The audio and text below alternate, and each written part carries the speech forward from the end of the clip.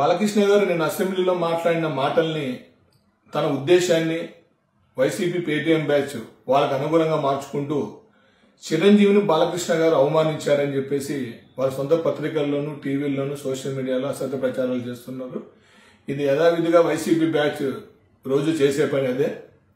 కాకపోతే బాలకృష్ణ ఉద్దేశాన్ని కూడా బాలయ్య బాబు అభిమానిగా నేను నాకు తెలిసిన నా వాళ్ళందరికీ కూడా నేను ఈ విధంగా ఒక ప్రెస్ మీట్ ఏర్పాటు చేయడం జరుగుతోంది.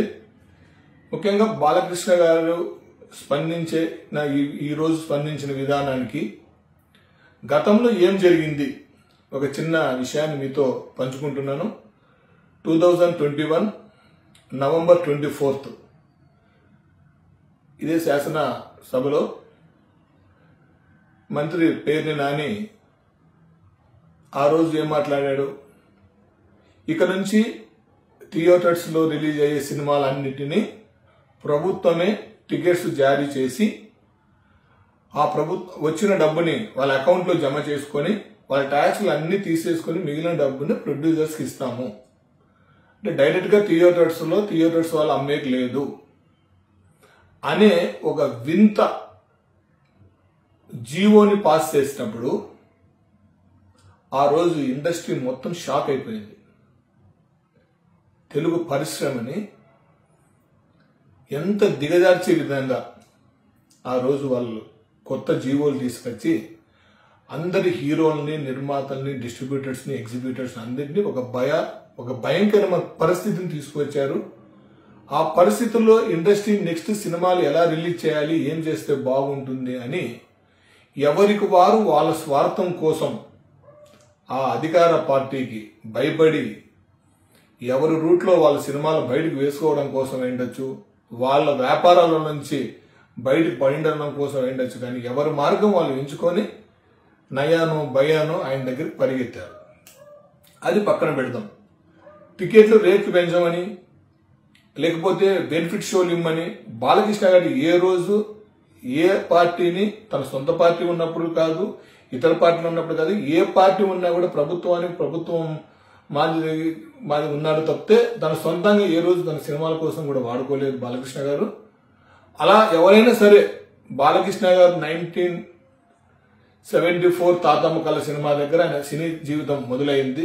ఈ రోజు వరకు ఏ ఒక్క సినిమాకైనా బాలకృష్ణ గారు పలానా మంత్రిని గాని ముఖ్యమంత్రిని గాని కలిసి తమ సొంత పనులు చేయించుకున్నట్లు గాని, లేదా పలానా సినిమాకు నాకు ప్రత్యేకమైన వనరులు ఏర్పాటు చేయమని గాని, బెనిఫిట్ షోలు ఏర్పాటు చేయమని గాని, ఇంకా అదిగా ఎలాంటివి ఎవరైనా చేసింటే మీరు నిజంగా వైసీపీ బ్యాచ్ లో మీకు నిజంగా బాలకృష్ణ గారి మీద ఏదన్నా ఒకటి మాట్లాడాలి అంటే ఒక్కటన్నా నిరూపించుకోండి. పలానా రోజు మా ముఖ్యమంత్రిని కలిశాడు, మా సినిమా కోసం ఈయన అడిగాడు, లేదంటే పలానా సొంత పని చేయించుకున్నాడు, ఒక్క ఆధారాలు ఏదైనా ఆయనకు మంచి జరిగితే మేమే చేశామని చెప్పుకుంటారు. మీరు ఎవరయ్యా ఆయన చేయడానికి? ఏ రోజు మీరు ఆయన కోసం ఏం చేశారు?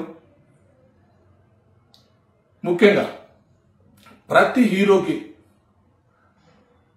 హీరోని అభిమానులు ఎలా ప్రేమిస్తారు? తన అభిమాన హీరోని దేవుడిలాగా ప్రేమిస్తారు. ఏ హీరోనైనా ఏ అభిమానులైనా వాళ్ళు నచ్చిన హీరోని వాళ్ళు దేవుడిలాగా కొలుస్తారు. అలాంటి గొప్ప హీరోల్ని అంతమంది మీ ఇంటికి వస్తే వాళ్ళకి కనీస గౌరవం ఇచ్చావా? ఇది ప్రపంచానికి మొత్తం తెలుసు, సినిమా ఇండస్ట్రీకి తెలుసు. నేనేమంటున్నా, అంత పెద్ద కోట్లాది అభిమానులు ఉన్న హీరోలు ఆ రోజు నీ ఇంటి తలుపు తట్టారు. కోట్లాది అభిమానులు దేవుళ్లాగా చూసుకునే నీ హీరో నీ ఇంటి తలుపు తట్టినప్పుడు వాళ్ళని గేటు బయట కార్లు ఆపించలేదా? గేటు దగ్గర నుంచి నీ గుమ్మం వరకు నడిపించలేదా?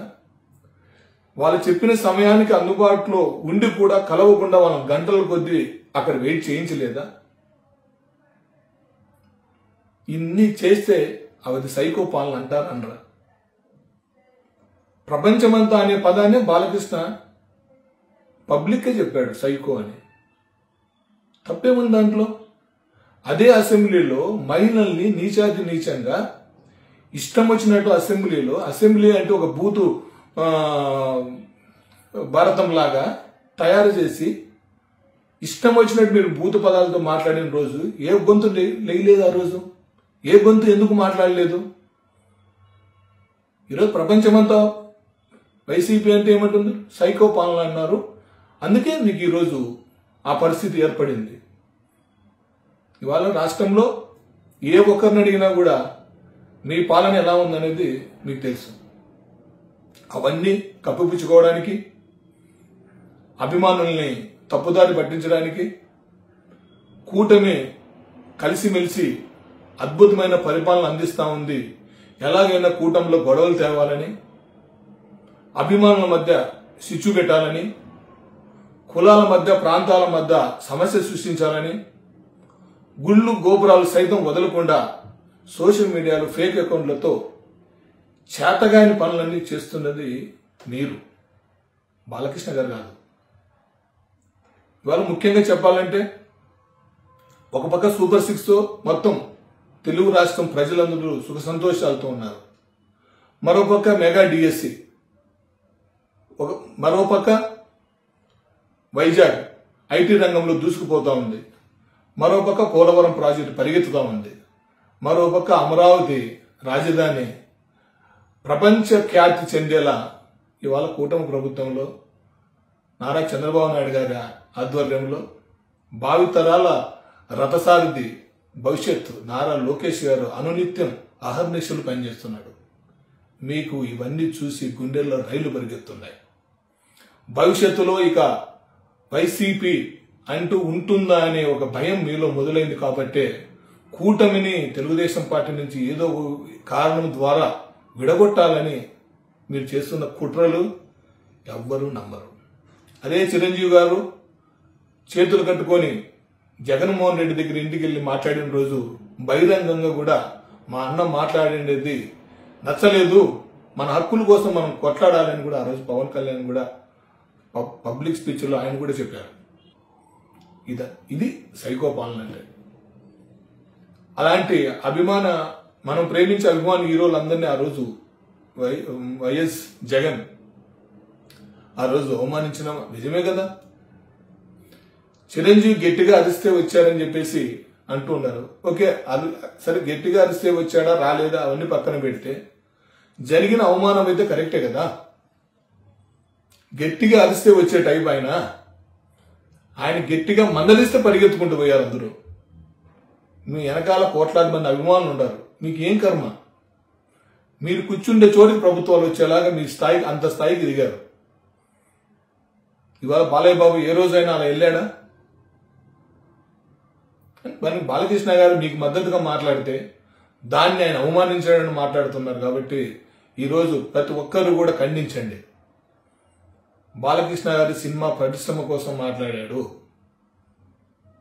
చిరంజీవి గారు అడుక్కుంటే కాదు, ఆయన సైకో పాలన ఎలా ఉందో ఆ రోజు చెప్పడం కోసం బాలకృష్ణ గారు చెప్పారని మీరు అందరికీ చెప్పండి. ఇదే మనం చేయాల్సింది. అదే రోజు మంచుకి ఇష్టం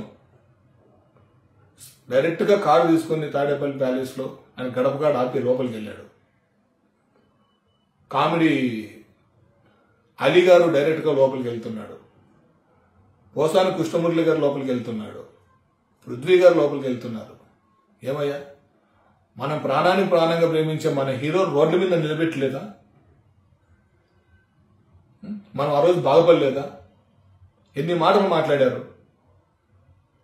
అది బాలకృష్ణ గారు మాట్లాడిన ఉద్దేశం ఏంటంటే పూర్తిగా కళాకారులకు జరిగిన అవమానము, కళాకారుల మీద వారి నిర్లక్ష్యాన్ని, కళాకారుల పట్ల ఆయన చూపిన ఆ సైకోతత్వాన్ని ఎన్నటికీ మరిచిపోలేను అని చెప్తూ తను కూడా చెప్తున్నాడు. ముఖ్యంగా బాలకృష్ణ గారి కూడా తన 9వ స్థానంలో పేరు చేర్చి ఒక కమిటీ FDC కమిటీ మీటింగ్కి వరుస నెంబర్ 9 అని ఇచ్చారని కూడా ఆయన ఏదో ప్రస్తావనలో అన్నయ్య చెప్పాడు. సరే, సినిమా ఇండస్ట్రీ అంటే మనకి ఎక్కడ మొదలవుతుంది? నందమూరి తారక రామారావు గారి దగ్గర మొదలవుతుంది. ఆ రోజు నందమూరి తారక రామారావు గారు, అలాగే అక్కినేని నాగేశ్వరరావు, తర్వాత కృష్ణ గారు, కృష్ణంరాజు, శోభన్ బాబు వీళ్ళ తరం. ఇప్పుడు వాళ్ళు ఎవరు లేరు. తర్వాత సినిమా ఇండస్ట్రీ అంటే వినపడేటి ఎవరి పేర్లు వినపడుతున్నాయి? బాలకృష్ణ, చిరంజీవి. చిరంజీవి, బాలకృష్ణ ఆ జనరేషనే కదా, వాళ్ళు ఉన్నారు కదా. ఇద్దరు చిరంజీవి గారు, బాలకృష్ణ గారు ఇద్దరు ఇవాళ లీడ్ చేస్తున్న తెలుగు ఇండస్ట్రీలో. అయితే బాలకృష్ణ గారు ఎప్పుడు 1974 అంటే 50 ఏళ్ళు సినిమా ఇండస్ట్రీలో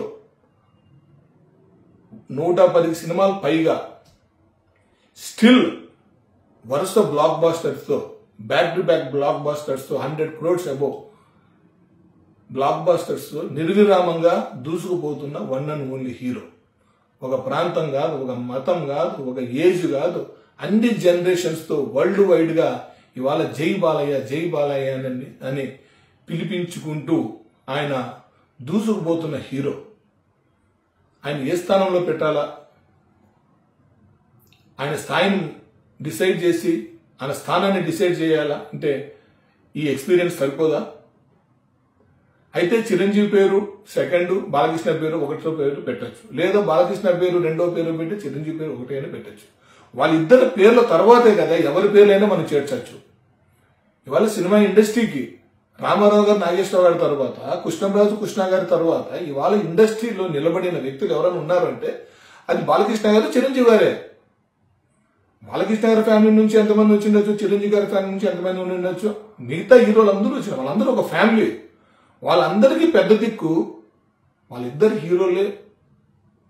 హీరోలు అనేది కదా. వాళ్ళిద్దరు ఏ స్థానంలో పెట్టాలి మరి? సరే, ఆ రోజుని పిలిచేటప్పుడు బాలకృష్ణ గారిని పిలవలేదు. బాలకృష్ణ గారికి తెలుగుదేశం పార్టీతో అనుబంధం ఉందని పిలవకపోతే, ఆ రోజు బాలకృష్ణ గారికి తెలుగుదేశం పార్టీతో అనుబంధం ఉంటే చిరంజీవి గారు కాంగ్రెస్ పార్టీతో అనుబంధం ఉంది. ప్రజారాజ్యం పార్టీని విలీనం చేసి కాంగ్రెస్ పార్టీతో ఉన్నాడు, అక్కడ పదవులు కూడా చేశాడు. అప్పుడు రాజకీయంగా ఆయనకు లేదా? మీరు అవన్నీ పిలిచి మాట్లాడుతున్నారు, ఏం మాట్లాడుతున్నారు? బాలకృష్ణ గారిని 9వ వరుస సంఖ్యలో పెడుతున్నారంటే అసలు ఏం మాట్లాడుతున్నారు అసలు? అంటే ఆయన ఏం అడగట్లేదనే. ఆయన తెలిసింది రెండే, సినిమా ఇండస్ట్రీ, 2 కళాసేవ, తర్వాత ప్రజాసేవ, సామాజిక సేవ, హాస్పిటల్, బస్సు ఉదాహరణకు ఏదో ఆయన తోచిన సేవ చేయడం. హుదూద్ బాధితుల కోసం ఇండస్ట్రీ మొత్తం కలిసి పనిచేశారు. ఏ సమస్య వచ్చినా ఇండస్ట్రీ అందరూ కలిసి పనిచేశారు. వైసీపీ ప్రభుత్వం వచ్చిన తర్వాతనే రాష్ట్రం అంతా విచ్చలివిడిగా కులాలకి, మతాలకి, ఇండస్ట్రీకి నచ్చినట్లు విడగొట్టేశారు. మనం వాళ్ళ మాయలో పడి, వాళ్ళ ఫేక్ అకౌంట్ ద్వారా పెట్టే మెసేజ్లు మాయల్లో పడి మనం కూడా కొట్టుకుంటున్నాం. రాష్ట్ర భవిష్యత్తు ముఖ్యమండి. ఇవాళ కూటమి ఇంకొక 30 ఏళ్ళు ఉండాలని కోరుకోండి. వాళ్ళు రారు. ఇంకా రాష్ట్రం బాగుపడాలి. ఈ 2 ఏళ్లలో చంద్రబాబు నాయుడు కూటమి ప్రభుత్వం ఎంత గొప్పగా పనిచేస్తుందో చూడండి, ఆలోచించండి ఒకసారి. అవన్నీ తప్పుదారి పట్టించడం కోసమే వీళ్ళందరూ చిన్న విషయాన్ని కూడా భూతత్వంలో పెట్టి వక్రీకరించి, బాలకృష్ణ అంటే వరల్డ్ వైడ్ సోషల్ మీడియాలో ట్రెండ్ అవుతుంది, ఒక ఇష్యూ చేస్తే పబ్లిసిటీ అవుతుంది అని డైవర్ట్ పాలిటిక్స్ ఇవన్నీ. బాలకృష్ణ గారి క్లారిటీ ఉంది, కానీ ఏ విషయమైనా కుండ బద్దలు కొట్టినట్లు మాట్లాడతాడు, ఉన్నట్టు చెప్తారు. తన వారికైనా ఒకటేలాగా చెప్తారు, ఎవరి వాళ్ళకైనా ఒకటే చెప్తారు. తనకి పదవీ వ్యామోహం ఉంటే 1982 బాలకృష్ణ, నందమూరి తారక రామారావు పార్టీ పెట్టి ఎలక్షన్స్ తిరిగే రోజు నుంచి తండ్రి కోసం కష్టకాలంలో కూడా ఆయన కూడా ప్రజాక్షేత్రంలో రాష్ట్రమంతటా మండు టెండలో 1982 నుంచి ఈ రోజు వరకు పనిచేస్తున్నాడు. ఒక కార్యకర్త ఎలా అయితే పార్టీ కోసం పనిచేస్తున్నారో, సాధారణ కార్యకర్తలాగా సామాన్యుల వలె అందరి ఎమ్మెల్యేలతో మమేకమై ఆయన ఒక ఎమ్మెల్యేగా ఉంటూ అంత పెద్ద స్టార్ హీరో, లెజెండ్, సామాన్యుడిగా అందరి మధ్యలో ఉన్నాడు. ఆయన పదవీ వ్యామోహం, పదవి కావాలనుకుంటే ఎన్ని పదవులు తీసుకోకూడదు, ఆయనకి ఏ పదవి ఎవరు ఇవ్వరు. ఆయనకున్న స్థాయికి ఏ పదవైనా తక్కువే. అన్నయ్య, మేము కోరుకునేది ఒకటే, మీ క్రమశిక్షణకు భయపడి మేము చాలాసార్లు మాట్లాడలేకపోతున్నాం. మీరు అసెంబ్లీలో నిన్న మాట్లాడిన ప్రతి మాట మా హృదయాలు చెలించిపోయాయి. లేదన్నయ్య. రాష్ట్ర భవిష్యత్తు కోసం అన్న నందమూరి తారక రామారావు ఆశయాల సాధన కోసం, మీరు తండ్రి ఆశయాల కోసం, తల్లి ఆశయాల కోసం మీరు ఎన్నో త్యాగాలు చేశారు. లేదన్నయ్య, మీరు దయచేసి తెలుగుదేశం పార్టీ అధ్యక్షులుగా, వర్కింగ్ ప్రెసిడెంట్గా లేదా డిప్యూటీ సీఎంగా మీరు ఏదైనా ఒక పదవి చేపట్టాలన్నయ్య. ఇది అభిమానిగా నేను సొంతంగా కోరుకుంటున్నా, అభిమానుల తరపున కోరుకుంటున్నాను అన్నయ్య. మీ మంచితనము, మీ త్యాగం వీళ్ళకి అర్థం కావట్లేదు అన్నయ్య. ఇప్పుడిప్పుడు వస్తున్న రాజకీయాల్లో 6 నెలల ముందు వచ్చిన వాళ్ళు మంత్రులుగా ఒక ప్రోటోకాల్ పెట్టుకొని అంత అధికార దర్పం చూపిస్తున్నారు. మీరు అన్నీ కూడా పుట్టుకతో వచ్చాయి, కానీ ఏ రోజు కూడా మీరు పదవి కోసం అనే ఎక్కడే కానీ మీకు పదవి అలంకరణ కాదు, మీరే మాకు సింహం లాంటి వ్యక్తి. సింహం మాట్లాడాక కుక్కలు మామూలే కదా మురుగుతున్నాయి. అది దానికి మేము సమాధానం చెప్పగలం, ఎంతమందికైనా సమాధానం చెప్పగలం అన్నయ్య. నిన్న మీరు అసెంబ్లీలో మాట్లాడిన ప్రతి మాట, మిమ్మల్ని 9వ స్థానంలో చేర్చారు అన్నప్పటి నుంచి అన్నయ్య మాకు నిద్ర లేదన్నయ్య. ఎంత చేసావన్నయ్య నువ్వు పార్టీ కోసం, ఎంత చేసావన్నయ్య నువ్వు ప్రజల కోసం. ఈరోజు నీ అభిమానాన్ని, నీ త్యాగాల్ని ఎవడు పడితే వాడు మాట్లాడుతున్నాడు అన్నయ్య. నీకు 9వ స్థానం పెట్టే అర్హత పార్టీలో ఏ ఒక్కరికి లేదన్నయ్య, ఏ పార్టీలో లేదన్నయ్య. ఎందుకంటే 82 నుంచి రాజకీయాల్లో ఉన్నావు, 3 సార్లు హ్యాట్రిక్, ఒకసారి మించిన మెజారిటీతో మరోసారి గెలిచావు. రాష్ట్రమంతటా మండు టెండర్లో తిరిగావు. 3 ఎలక్షన్లో నీకు రక్షణ కవచంలో అభిమానులు మేమందరం నీతో ఉన్నామన్నయ్య. మీరు ఎంత కష్టపడ్డారో ఆ వయసులో కూడా అంతమంది కార్యకర్తల్ని మమేకం చేసుకుంటూ ఒక వాహనంలో నుంచి ఇంకొక వాహనంలోకి మారుతూ రాత్రి పగులు మీరు పార్టీ కోసం కష్టపడ్డారు అన్నయ్య. ఏ రోజు మీరు పదవి తీసుకోమని మేము అడగలేదు. ఎందుకంటే పార్టీ కోసం మీరు పనిచేస్తున్నారు, పార్టీనే మీది. కానీ ఇవాళ వీళ్ళకి సమాధానం కావాలన్నయ్య. ఈ వైసీపీకి వచ్చిన ఈ 11 సీట్లు కూడా రానీకోకుండా చెయ్యాలన్నయ్య. నువ్వు దిగాలన్నయ్య. మీ అభిమానులుగా నేను కోరుకుంటున్నా, అభిమానుల తరపున నేను కోరుకుంటున్నాను అన్నయ్య. రాష్ట్ర పార్టీ వర్కింగ్ ప్రెసిడెంట్గా కానీ లేదా డిప్యూటీ సీఎంగా మీరు తీసుకొని చూపించండి అన్నయ్య. ఇక వైసీపీ పార్టీని రాష్ట్రంలో లేకోకుండా చేస్తాం. ఒక పక్క మీరు, ఒక పక్క పవన్ కళ్యాణ్ గారు చంద్రబాబు నాయుడు పక్కన నిలబడితే కూటమి 30 ఏళ్ళు ప్రజలకు సేవ చేస్తుందన్నయ్య. భావితరాల భవిష్యత్తు కోసం లోకేష్కి మనం అందరం అండగా నిలవాలన్నయ్య, వదలకూడదన్నయ్య. మీరు నిన్న మాట్లాడిన ప్రతి మాట నిజంగా హ్యాట్స్ ఆఫ్ అన్నయ్య. కళాకారులు జరిగిన అవమానాన్ని మీరు అందరికీ తెలిసేలాగా మాట్లాడారు. మీ గొప్పతనం ఏంటో మా అందరికీ తెలుసు. రియల్లీ హ్యాట్స్ ఆఫ్ అన్నయ్య. మీ క్రమశిక్షణకు భయపడే మేము ఇన్ని రోజులు ఎక్కడ మాట్లాడలేకపోతున్నాం అన్నయ్య. అలాగే వైసీపీలో కొందరు మాత్రమే, చాలామంది తెలుగుదేశం పార్టీ డెవలప్మెంట్ని చాలామంది మెచ్చుకుంటున్నారు, పార్టీలో కూడా చేరుతున్నారు. కేవలం ఒక 3-4 పైశాచికం బ్యాచ్ అని. వీళ్ళకి ఏమైపోయిందంటే ఆర్టిస్ట్గా రాణించలేరు, యాంకర్గా నిలబడుకోలేరు. వాళ్ళకి ఏం మాట్లాడాలో అర్థం కాక జరిగిన ఇష్యూ ఏంటి? మీ నాయకుడు కళాకారులను అవమానించాడు అంటుంటే బాలకృష్ణ విగ్గు పెట్టుకొని వచ్చాడు అంటే, బాలకృష్ణ ఒక్కొక్క సినిమాలో 5-6 క్యారెక్టర్లు 5-6 విగ్గులు వాడతాడు. అని ఏం విగ్గు వాడితే మీకు ఎందుకు? ఆ విగ్గులో వెంట్రుకి ఏమైనా మీకు ఏమైనా కావాలా?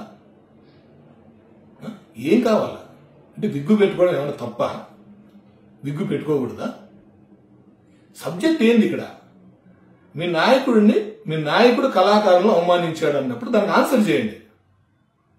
మా నాయకుడు ఇంటికి పిలిచి భోజనం పెట్టినాడు, మా నాయకుడు సినిమా రేట్లు తగ్గించాడు, ఇండస్ట్రీని ఏది చెప్పండి అయ్యా.